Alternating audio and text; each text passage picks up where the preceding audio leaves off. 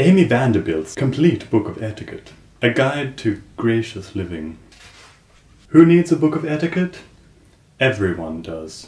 The simplest family, if it hopes to move just a little into a wider world, needs to know at least the elementary rules. Even the most sophisticated man or woman, used to a great variety of social demands, cannot hope to remember every single aspect of etiquette applying to even one possible social contingency. The human mind is so constructed that even if a person were to read through a book, such as this, from cover to cover, he could retain only that information which had interest for him at the time of reading. Consciously, at least, the rest would be discarded as irrelevant to his way of life. But let some new way of living open up for him, a move from city to country, a trip to a new part of the world, and his etiquette book becomes his reference book, ready to piece out his own store of information. In young countries, and ours is certainly one when you think in terms of Paris's 2,000 years, etiquette books have an important place.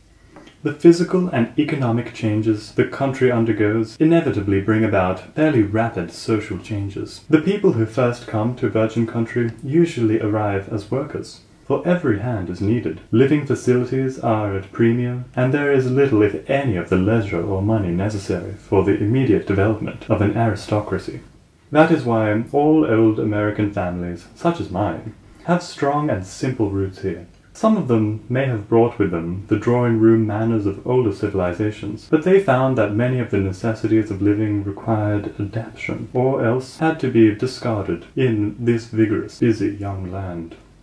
I believe that knowledge of the rules of living in our society makes us more comfortable, even though our particular circumstances may permit us to elide them somewhat. Some of the rudest and most objectionable people I've ever known have been technically the most correct.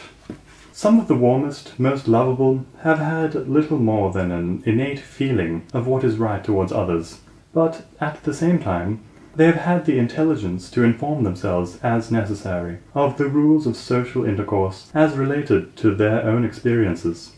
Only a great fool or a great genius is likely to flout all social grace with impunity, and neither one doing so makes the most comfortable companion. It is my hope that this book answers as fully and simply as possible all the major questions of etiquette, and most of the minor ones too. It is the largest and most complete book of etiquette ever written.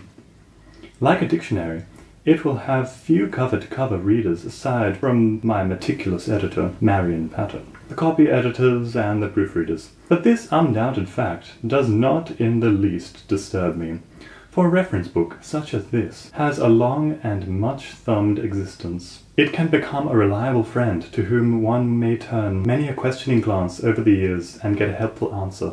It can put down roots and become an integral part of the family, even be an objective counselor to the children as they enter their teens. It is an axiomatic that as we mature and grow in years and experience, we must be able to meet more demanding social situations with confidence and ease.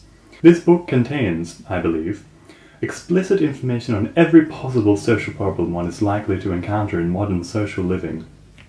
Amy Vanderbilt, West Point, Connecticut, 1952.